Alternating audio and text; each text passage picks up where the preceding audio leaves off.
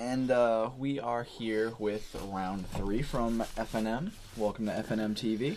I'm Patrick Holland and my co-host JT. What's going on, man? Not much. Getting ready to actually watch your match. This game upset me. I'm sorry. I during the preview I had you seemed pretty upset. Yeah, I was tilting pretty hard. So at the end twin isn't fun. It is not. But he has to have the pieces to go off. It's mostly 4-ofs. It's pretty good. Yeah, it's going to be a race to see how many cards he can draw versus how much tempo and board presence I can create. Well, we'll see how it goes. Yeah. Boros versus Exarch twin. So we have the opening hands coming out over here. So what were you thinking going in? Did you know he was playing it? I did know he was playing it. I totally did. I didn't know it was as burn heavy as it is, though. Yeah, there seemed to be quite a lot. You see it almost frequently, just every turn. Yeah, I think it's part of the, it's the Pyromancer part of it that wants a lot of the burn. I don't know if the Pyromancer build is good, though. Well, I mean, it is good. It's a good deck. It's a fine deck, but I don't know if I would want to have the Exarch twin in the main board with the Pyromancer in the main board. Nah, I mean, it makes sense. Maybe I board in the Exarch twin. I don't know what I'm doing there, but maybe I board in the Exarch twin for the Pyromancer. Because the Pyromancer deck, it wants almost all... Or you can switch it up, because they're probably going to switch out all their removal. You want almost all instants and sorceries for the in the Pyromancer deck. Mm-hmm. So having that many permanents that aren't Jaces. Kinda. Yeah. I mean I'm permanents surprised that aren't Jace. I'm kind of surprised he didn't run Jace in there over Pyromancer. It'd really help him dig. Yeah, especially 3 cards a turn. Yeah, really help you dig. Well, so far what we've seen in this game, pretty much a standard me playing start. Me playing a Step Links, it getting bolted. Playing another Step Links, and it getting bolted. Pretty much. Or Burst Lightning and a burst and bolt. Following up with a Stoneforge, tutoring up the Bone Horde. How is that Bone Horde treating you? Bone Horde, it's very quality. It's great. You get a lot of utility, especially since this game he's already bolted 2 of your own creatures. It's true. I'm already getting value out of it. Now, we were talking about the Deceiver Exarch and that combo and Pyromancer. The weekend, the Orlando Star City, apparently, was it Star City? It was Star City. It was, okay, just making sure. It was, they ended up having a Grixis and a Rug list. Out of the 2, I skimmed over the Grixis list, but just from the name of it all, I think the Rug list, that's probably going to be more solid than running the Inferno package. I mean, you can still run it. Agreed. You don't have to ramp as much, but I mean, you can get that combo off pretty quick. Yeah. And runs Jace. Mm-hmm. But so does the Grixis. The Grixis runs Jace well. Yeah. You're pretty much trading in... I don't know. The Grixis list runs more Disruption, though. Yeah, because you're putting in black and you Inquisitions as opposed to Lotus Cobras. Lotus Cobras are pretty explosive, though. They're very explosive. And the current list can already hit Titan on turn 3. Yeah, it can. So... But Gataxian Probe draws a card and cheating the Bone Horde. And you have 2 Hawks and a Gideon. Mm-hmm. I like Gideon. If I only knew Gideon's how to pull fine. the trigger. Gideon's fine.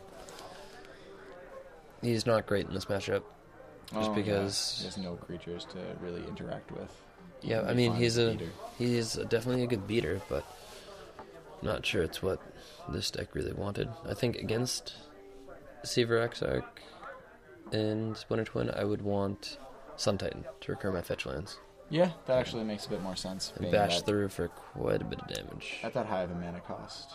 And here comes in some damage. What are we looking at over here? Looks to be like 3 on the Bone Horde.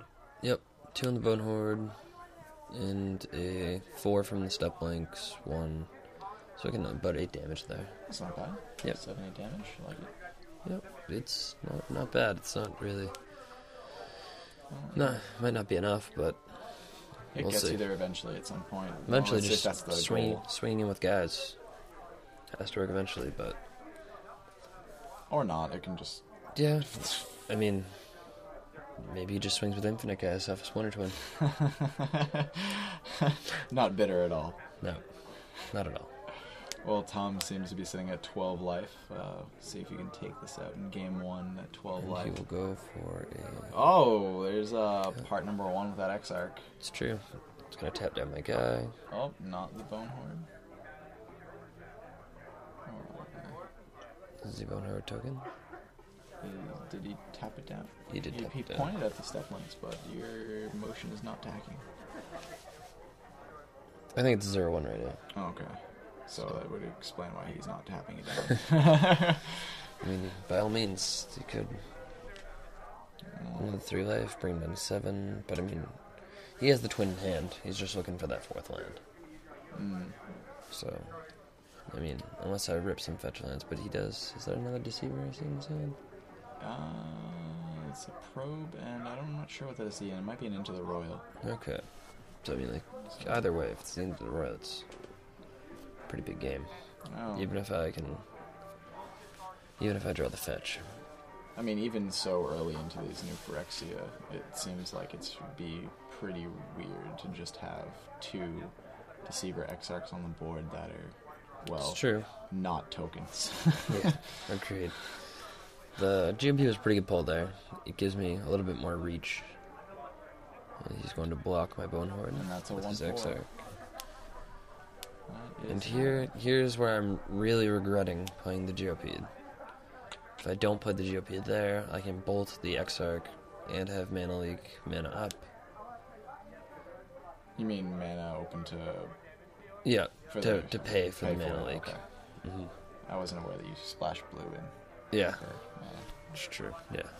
So, Seems good, just splash, splash that in there. Maybe Splash you a can throw in a mana forest, leak, you can do yeah. like Misty Rainforest. And I guess I could throw in a Forest too. For so you can pump up, you can groundswell, because For- you drop a lot of land anyway. Yeah, totally, man. I'm completely For a joking. Lotus Cobra. And a Lotus Cobra, yeah, might as well, why not? Yep, and you will into the Royal there. That's a shame, that would have been a very big first striker. Yeah, it would have been, but it was not to be. Would have been very nice to have just another body to beat in with, because we're getting pretty close. And he's not drawing that last land that he, like, if he doesn't draw it, I win, but fetch land, with that Geopede out, that's almost assuredly game over, but I'm looking at it, like, for his last turn, I'm not sure if he has a leak in his hand or he's trying to allude to it, but he hasn't played the Pyromancer. and he And will there's a the reason Exarch why tapping down I the did not see bird, the Exarch. swinging with step links, swinging with the Mystic. So basically, He blocks, I crack to get rid of one of them. He has another. Just kind of unfortunate. If the GOP had stuck there. well, if he only had one, I think you actually have game there. Yeah, double Exarch. You use that 8, I mean, he's gonna draw. The amount of draw spells in the deck, he's gonna draw them. Well, it's not game, but it'd be awfully close. You would at least get rid of his other Exarch, shutting down the combo. Yep. And another Splinter Twin there. Well, He's gonna gonna see probe what you me. have. Did it hurt? No. Probes me, draws here. Let's see what he draws. Mesa, And and game. he wins. Well- I was not a fan of that. I wouldn't imagine you would be. It's a pretty rough way to lose, getting attacked by a million 1/4s that just tapper, untap, tapper, untap, tapper, untap. It's true.